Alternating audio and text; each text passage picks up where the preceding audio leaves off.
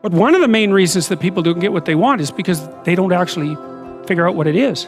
And the probability that you're going to get what would be good for you, let's say, which would even be better than what you want, right? Because, you might be wrong about what you want easily. But maybe you could get what would really be good for you. Well, why don't you? Well, because you don't try.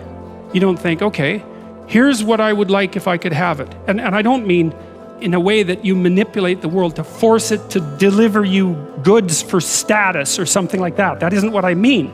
I mean something like, imagine that you were taking care of yourself like you were someone you actually cared for. And then you thought, okay, I'm caring for this person. I would like things to go as well for them as possible. What would their life have to be like in order for that to be the case? Well, people don't do that. They don't sit down and think, all right, let's figure it out. You've got a life, it's hard, obviously. It's like 3 years from now, you can have what you need. You got to be careful about it. You can't have everything. You can have what would be good for you, but you have to figure out what it is, and then you have to aim at it.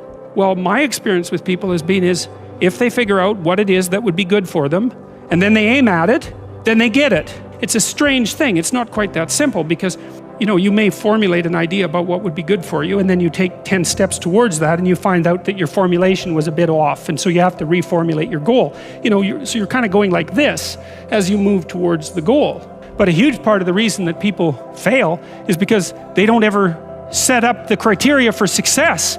And so, since success is a very narrow line and very unlikely, the probability that you're going to stumble on it randomly is 0. And so there's a proposition here, and the proposition is, if you actually want something, you can have it. Now the question then would be, well, what do you mean by actually want? And the answer is that you reorient your life in every possible way to make the probability that that will occur as certain as possible. And that's a sacrificial idea, right? It's like, you don't get everything, obviously, but maybe you can have what you need. And maybe all you have to do to get it is ask. But the asking isn't a whim or today's wish. It's like, you have to be deadly serious about it. You have to think, okay, like, I'm taking stock of myself. And if I was going to live properly in the world, and I was going to set myself up such that being would justify itself in my estimation, and I don't mean as a harsh judge, exactly what is it that I would aim at? Sit on your bed one day and ask yourself, what remarkably stupid things am I doing on a regular basis to absolutely screw up my life?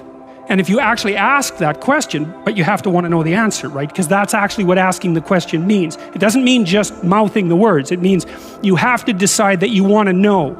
The best thing you can do is teach people to write, because there's no difference between that and thinking. And one of the things that just blows me away about universities is that no one ever tells students why they should write something. It's like, well, you have to do this assignment.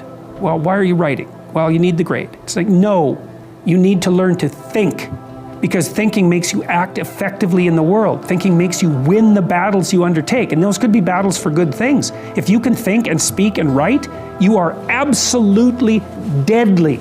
Nothing can get in your way. So that's why you learn to write. It's like, and I can't believe that people aren't just told that. It's like, it's the most powerful weapon you can possibly provide someone with. And I mean, I know lots of people who've been staggeringly successful and watched them throughout my life. I mean, those people, you don't want to have an argument with them. They'll just slash you into pieces.